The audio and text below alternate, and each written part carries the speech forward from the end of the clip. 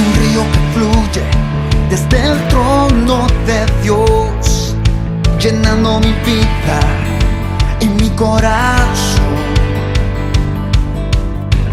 Hay un río que fluye desde el trono de Dios, saciando mi alma y mi interior. Celebramos en el río de Dios, celebramos en el río de Dios, celebramos en el río de Dios. Celebramos en el río de Dios, celebramos en el río de Dios, celebramos en el río de Dios.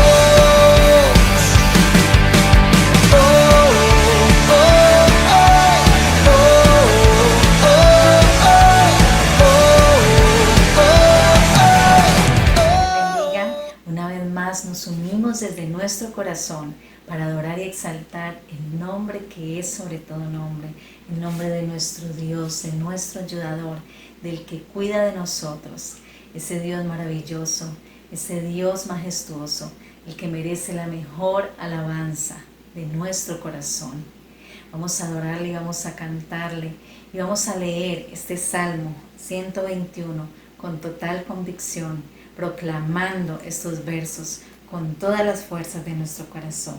Y dice así: a las montañas levanto mis ojos. ¿De dónde ha de venir mi ayuda? Mi ayuda proviene del Señor, creador del cielo y de la tierra. No permitirá que nuestro pie resbale. Jamás duerme el que nos cuida. Jamás duerme ni se adormece el que cuida de Israel. El Señor es quien nos cuida. El Señor es nuestra sombra protectora. De día el sol no nos hará daño, ni la luna de noche. El Señor nos protegerá. De todo mal protegerá nuestra vida. El Señor nos cuidará en el hogar y en el camino, desde ahora y para siempre. Alabanzas a nuestro Dios, a ese Dios que continuamente, constantemente tiene sus ojos puestos en nosotros, el que nos cuida, el que nos guarda de todo mal y peligro. Ese es nuestro Dios. Como dice su palabra, no duerme el que nos cuida. Por eso vamos a proclamarle, vamos a cantarle con todo nuestro corazón, con total convicción, confesando con nuestros labios que el Señor es quien nos cuida, que Él es nuestra gloria y el que levanta nuestra cabeza. Vamos a declararlo en esta noche.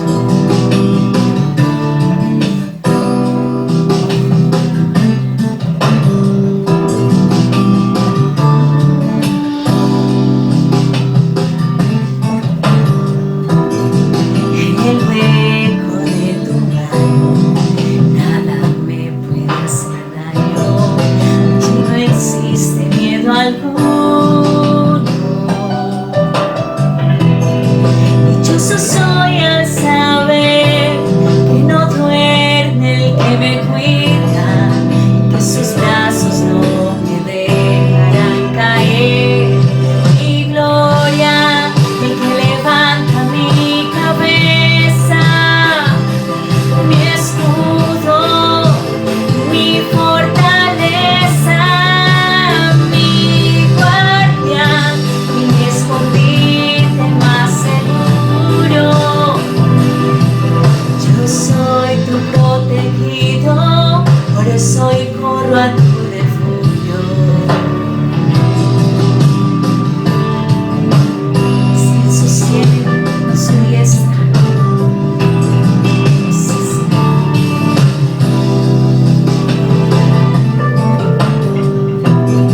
me sostienes con tu diestra, te considero mi defensa.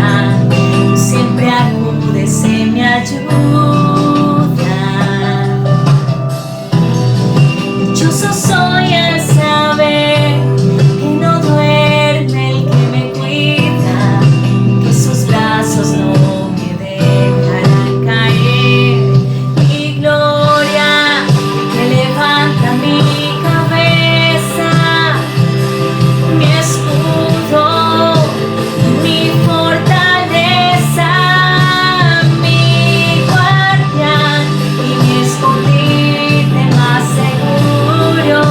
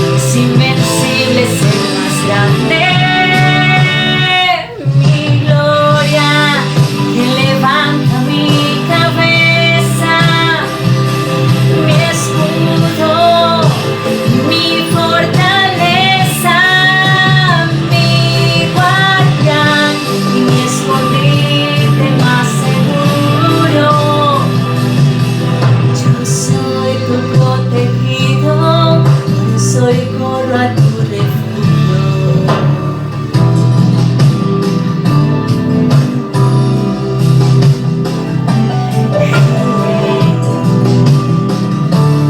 Señor es nuestra gloria, Señor es el que levanta nuestra cabeza. El Señor es nuestro pronto auxilio en las tribulaciones. Por eso no temerá nuestro corazón, porque nuestra esperanza está en el Dios que nos cuida, en el Dios que nos guarda, porque no duerme el que nos cuida. Bendito eres, Señor. Gracias, Dios. Gracias te damos, Señor. Se ha cumplido el tiempo, decía. El reino de Dios está cerca. Arrepiéntanse y crean a las buenas nuevas. Palabras de Jesús en el Evangelio de Marcos 1:15, donde nos muestran cuál era el mensaje principal de Jesús, su enseñanza primaria sobre el reino de los cielos, y que nos llevan a todos los cristianos a mantener nuestro enfoque y a seguir adelante entendiendo que nuestra función es ser miembros, es ser ciudadanos del reino de los cielos y seguir la causa de Cristo. En este día quiero saludar a todos los miembros de la familia Alianza y a todos los que nos siguen por acá. Y quiero invitarles a que reflexionemos en el Evangelio para ver la invitación principal que Jesús le hacía a todos sus seguidores, el mensaje principal que él traía a la sociedad.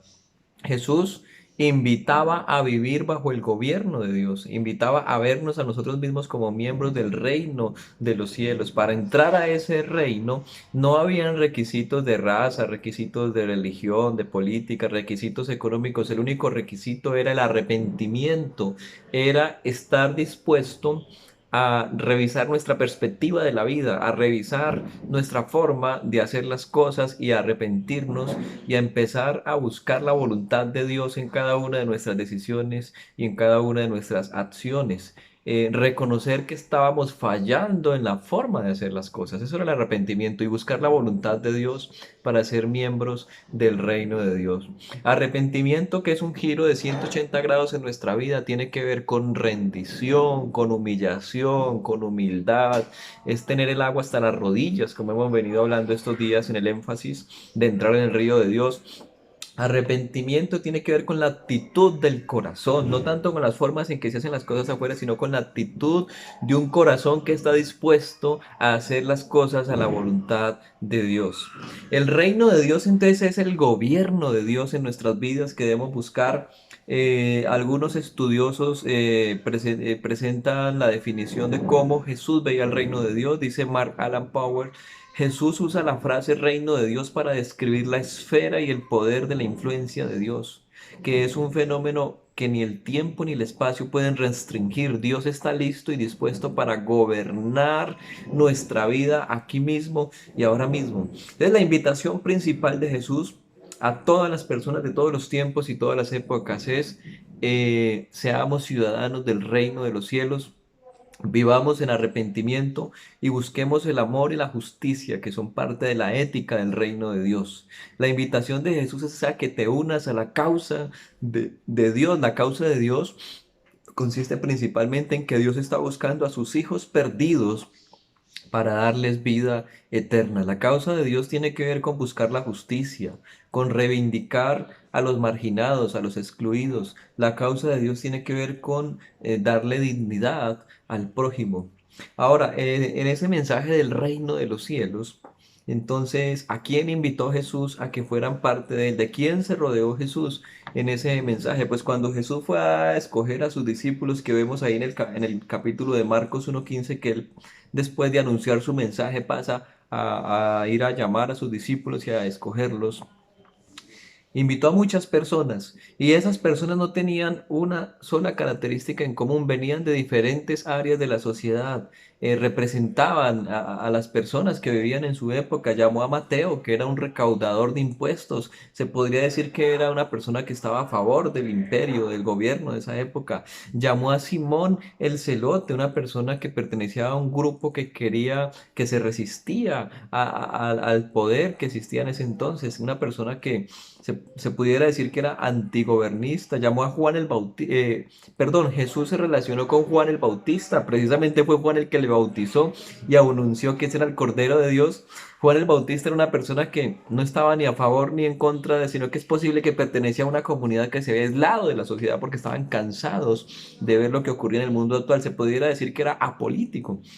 Llamó a Jacobo y Juan, personas que entre sus discípulos se veía que habían personas que eran deseosos del poder, de reemplazar el poder y simplemente tomarlo ellos. Llamó a pescadores, llamó a fariseos, que los fariseos no tenían una postura única, sino que ellos tomaban la postura de acuerdo a la conveniencia del momento. Jesús llamó a extranjeros, se acercó a ellos para ayudarlos. Jesús llamó a los privilegiados y a los excluidos por igual en su época. Entre los excluidos de la época tenemos a los pobres, a los niños, a las mujeres, a los samaritanos, los paganos, los pecadores, etcétera, etcétera.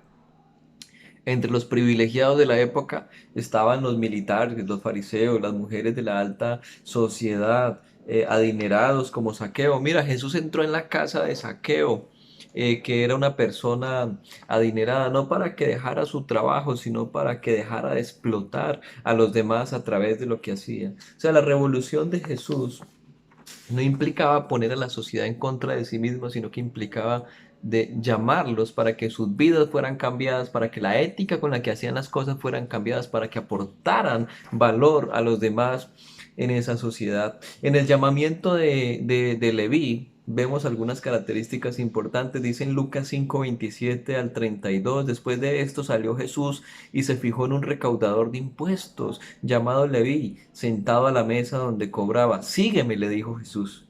Oiga, esta era una persona que era odiada por muchos otros y muchos de sus compatriotas porque a los recaudadores de impuestos se creía que trabajaban para el imperio, el que los estaba subyugando, el que los estaba oprimiendo.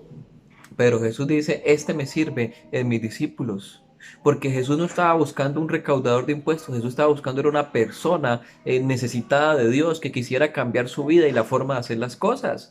Dice que Leví se levantó y lo dejó todo y siguió a Jesús. Luego Leví le ofreció a Jesús un banquete en su casa y allá había un grupo de numerosos recaudadores de impuestos y otras personas que estaban comiendo con ellos. Pero los fariseos y los maestros de la ley que eran de la misma secta le reclamaban a los discípulos de Jesús. En el versículo 30 estoy leyendo. Dice, ¿por qué comen y beben ustedes con recaudadores de impuestos y pecadores? No son los sanos, contestó Jesús, no son los sanos los que necesitan médicos, sino los enfermos, les contestó Jesús. No he venido a llamar a justos, sino a pecadores para que se arrepientan. O sea, Jesús no llamaba a las personas porque fueran amigas del gobierno o enemigas del gobierno, o que porque fueran de izquierda, o porque fueran de derecha, o porque fueran ricos o pobres. Jesús llamaba a las personas era porque eran pecadores, necesitados de Dios, y sus vidas tenían que cambiar para aportar a la sociedad. Jesús vino fue a los enfermos. El problema de la sociedad está en el corazón enfermo que tiende al pecado, que tiende a la corrupción, que tiende al abuso del poder, que tiende a abusar de las cosas, de abusar de la autoridad. Entonces, aquí vemos cómo Jesús llama a Leví, que era aparentemente una persona a favor del gobierno, pero también Jesús dice en Mateo 10, 2 al 4, cuando Jesús llama a varios discípulos, entre estos son los nombres de los 12 apóstoles. Mateo 10, 2 al 4 dice, primero llamó a Simón, Simón Pedro y su hermano Andrés y Jacobo, su hermano Juan, hijo de Zebedeo, Felipe, Bartolomé, Tomás y Mateo, el recaudador de impuestos, Jacobo, hijo de Alfeo y Tadeo, y Simón el celote, y Judas Iscariote, el que lo traicionó.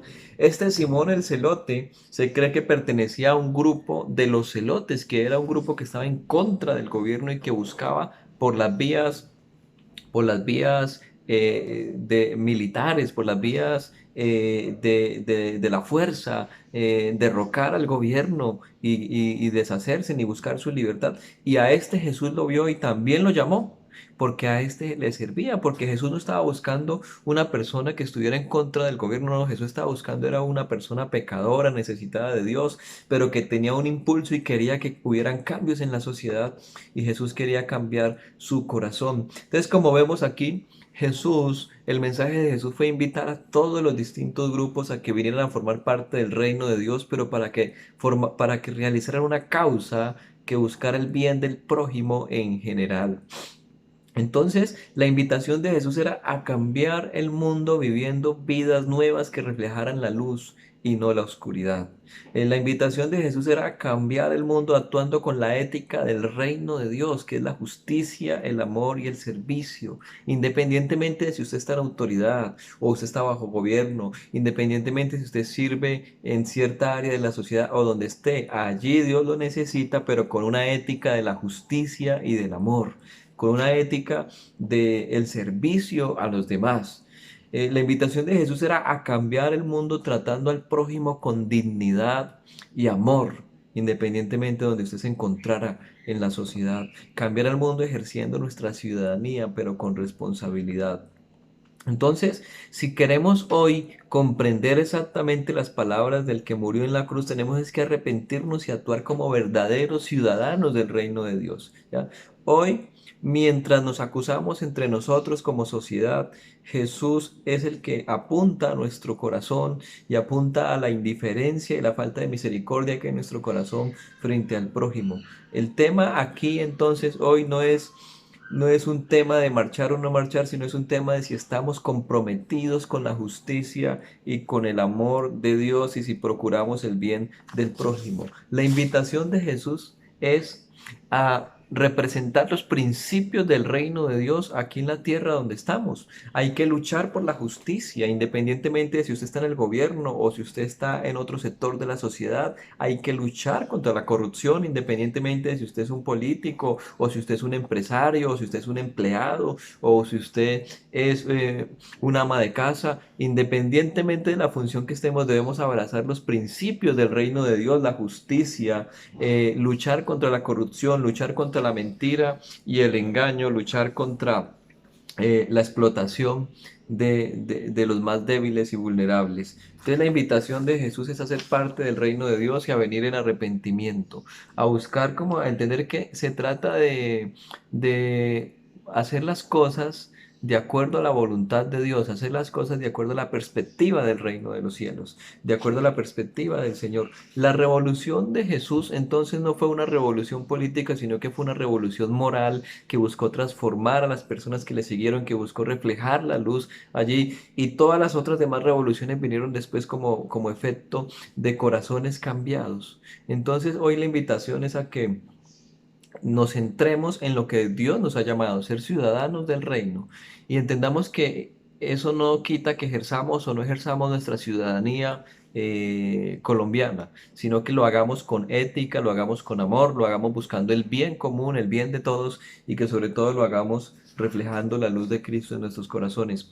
Oremos en este momento pidiéndole a Dios que venga lo mejor para nuestras vidas, para Colombia, que haya unidad, que los odios sociales mermen, que nos podamos reconciliar en la cruz de Cristo y que podamos cambiar nuestro entorno para el bien de los demás. Señor, gracias en esta hora por tu amor hacia nosotros, gracias por el llamado que nos has hecho a ser ciudadanos del reino. Tómanos hoy como colombianos, oh Dios, no permita que el odio, no permita que la división nos aparte, Señor, genere violencia. Hoy oramos para que tú hagas justicia en esta nación, Señor, para que los reclamos justos que se están haciendo sean escuchados, oh Dios. Hoy oramos para que la corrupción salga a la luz, para que los que abusan del poder, Señor, sean juzgados, sean, Señor, descubiertos. Hoy oramos para que haya paz en nuestra nación, para que todas las personas puedan tener oportunidades de salir adelante, pero sobre todo que su corazón sea sanado,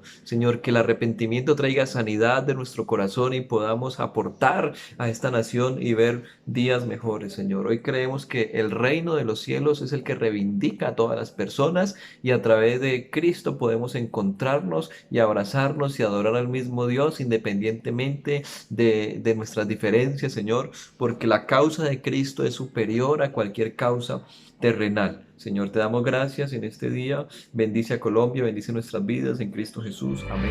Yo quiero más de ti. Yo quiero